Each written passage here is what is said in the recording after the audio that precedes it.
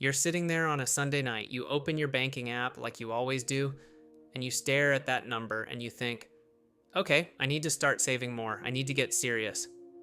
So you go down a rabbit hole, YouTube, Reddit, TikTok, and everywhere, you see the same advice. Save 20% of your income. And you do the math. You're making $52,000 a year. That's about $4,300 a month before taxes. After taxes, maybe $3,200. Take home, and 20% of that? That's $640 every single month. You look at your rent, your car payment, your groceries, your student loan, and you think, am I just broken? Because that is literally impossible right now. And here's what happens next. You feel guilty, you feel behind, you feel like everyone else figured out something you didn't, so you either try it, fail after 2 months, and give up completely, or you never even start. And that guilt, that feeling of being behind, that is doing more damage to your financial future than not saving the 20% ever would have. My name is Cole, and I spend way too much time thinking about why perfectly smart, hardworking people keep getting handed financial advice that was never actually designed for them. If you're someone who's tried to follow the rules, done what you were told, and still feel like you're falling further behind every month, make sure you hit the subscribe button and give this video a thumbs up if it helps you out. Because today we are going to tear apart one of the most repeated pieces of financial advice in existence. And I'm going to show you not just why it's wrong for most Americans, but what to actually do instead. Let's get into it. Here's the thing. The 20% savings rule didn't come from nowhere. It actually has roots in something called the 50-30-20 budget, which was popularized by Senator Elizabeth Warren in her 2005 book, All Your Worth. The idea was simple. 50% of your take-home income goes to needs, 30% to wants, and 20% to savings and debt repayment. Sounds clean, sounds logical. But here's the problem. That framework was built on assumptions about American life that are no longer true for the majority of people. In 2005, the median U.S. household income was around $46,000. The average rent for a one-bedroom apartment in a major city was under $900 a month.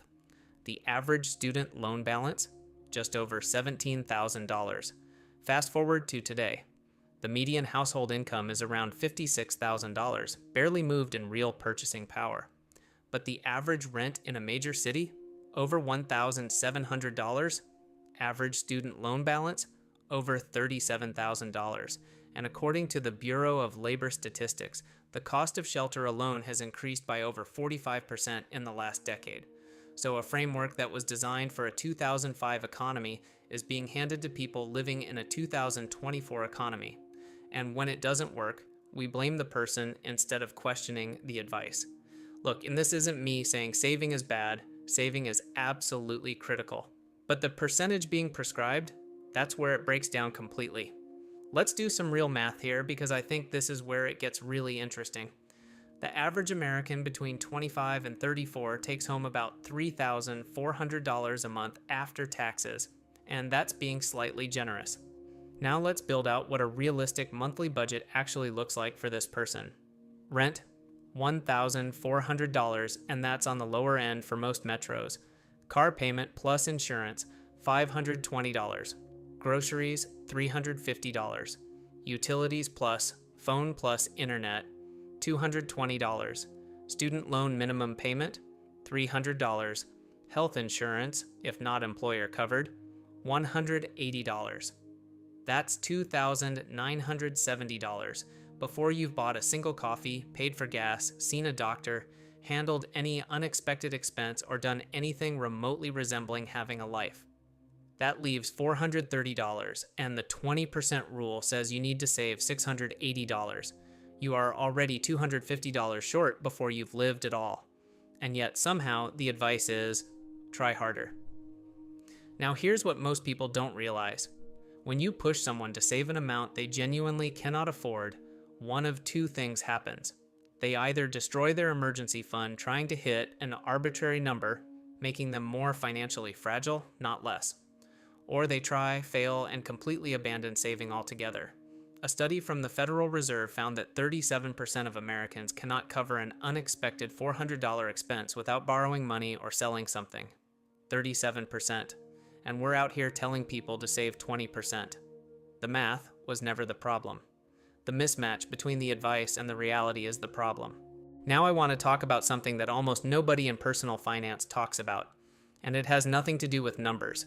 It's the psychology of what happens when you set a financial goal you cannot hit. There's a concept in behavioral psychology called learned helplessness, first identified by psychologist Martin Seligman. The basic idea is this: when a person repeatedly fails to achieve an outcome despite genuine effort, their brain stops believing effort will ever lead to results, so they stop trying entirely. And here's the financial version of that. Someone tries to save 20%. They fall short, they try again, fall short again. After a few months, their brain isn't thinking, I need a better strategy. Their brain is thinking, I am bad with money. This is just who I am. And that story, I'm just bad with money, is one of the most financially destructive things a person can believe about themselves. Because once you believe it, every future financial decision gets filtered through that lens. Now you might be thinking, okay, Cole, but shouldn't people just try harder? Maybe they need to cut more? And I get it. That's the reflexive answer. But here's the thing. There's a difference between discretionary spending and structural cost. You can't cut your rent by $400 by making coffee at home. You can't negotiate your student loan payment by canceling Netflix. At some point, the numbers are the numbers, and telling someone to try harder when they're already at the edge isn't motivation. It's just noise. Okay, so if 20% is the wrong target for most people, what's the right one? This is where it gets really interesting. And I want to give you a framework that actually works, because I'm not here just to tell you the old advice is broken. I want to give you something to replace it with. Here's the approach I call the progressive savings ladder, and it comes down to 4 stages. Stage 1, the stability foundation. Save 3% to 5% first, no matter what. I don't care if you're drowning in debt. I don't care if 3% feels laughably small. Here's why this matters. The psychological win of hitting a savings goal, even a tiny one, rewires your relationship with money. Research from the University of Notre Dame found that people who start with small, achievable savings goals are significantly more likely to still be saving 2 years later compared to people who start with aggressive targets. 3% of a $3,400 take-home is $102 a month. That's the starting line, not the finish line, the starting line. Stage 2. Eliminate the minimum payment trap. Before you save more, attack one high-interest debt. Here's the thing people get backwards. They try to save 20% while carrying a credit card at 24% interest. That is the financial equivalent of filling a bathtub while the drain is wide open. If you have $300 in credit card debt and you're paying 24% interest, every dollar you save at 4% in a high-yield savings account is losing you 20 cents a year in the background. That math never works in your favor. Stage 2 is about stopping the bleeding before you try to fill the bucket. Stage 3. Build to 10% systematically, not overnight. Once you've stabilized and eliminated or reduced high-interest debt, your goal is 10%, not 20. 10. And you're going to get there by increasing your savings by 1% every 90 days. 1% every 3 months. That's it. You barely feel it. But 12 months from now, you're saving 14%. 18 months from now, you're at 16%. And here's what's powerful about this. It feels earned, because it is. Stage 4, 20% and beyond. When the math actually allows it. Look, 20% is a great goal. I'm not saying it's a bad number in a vacuum, but it belongs at stage 4. After your cost structure has improved, after you've gotten raises, after you've paid down debt and your monthly obligations have dropped.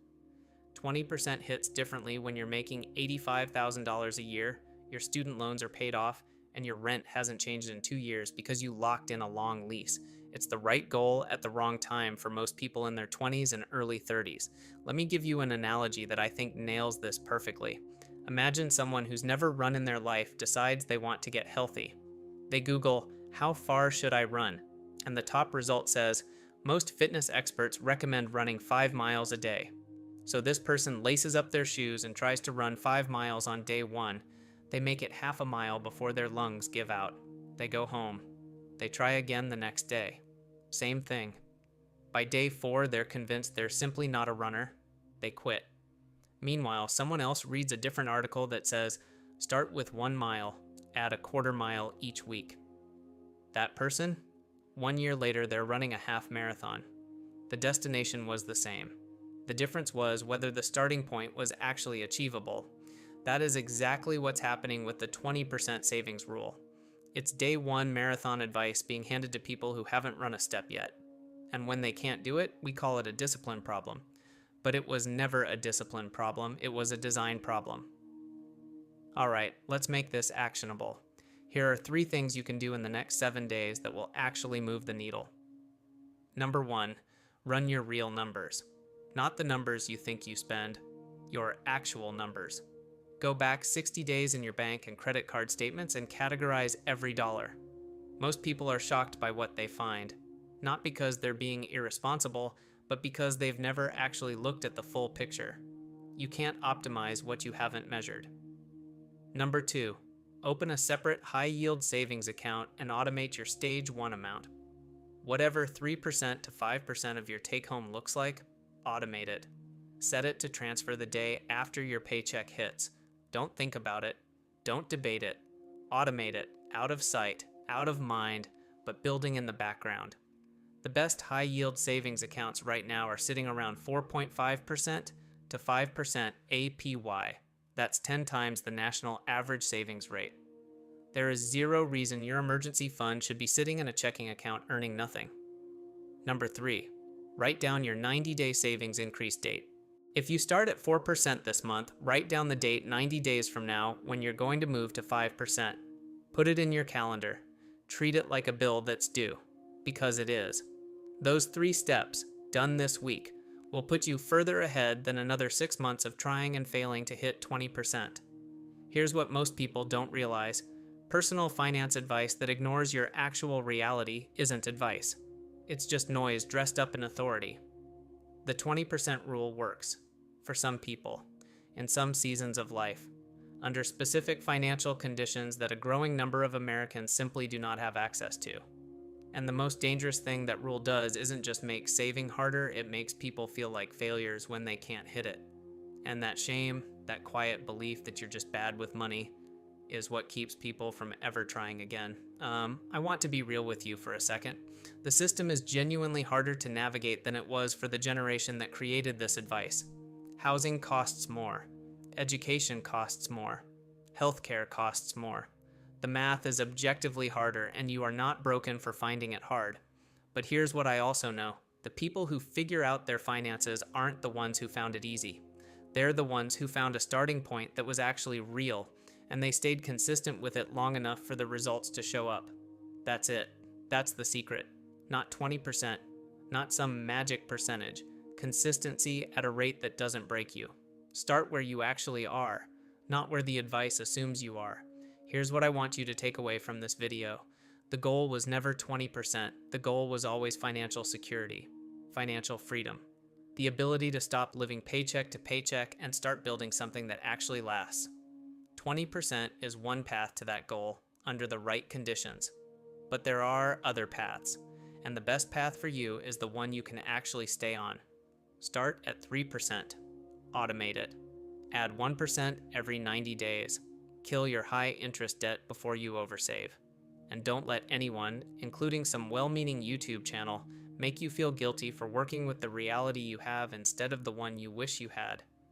You made it to the end of this video. That already tells me something about you. You're not someone who's given up. You're someone who's looking for the right information, and I respect that. If this video helped you see your finances differently, please hit that like button. It genuinely helps more people find this content. Subscribe if you haven't already, because every week I'm making videos designed to cut through the noise and give you strategies that actually work in real life. And drop a comment below. What percentage are you currently saving? No judgment, just real talk, because that's what this channel is about. I'll see you in the next one.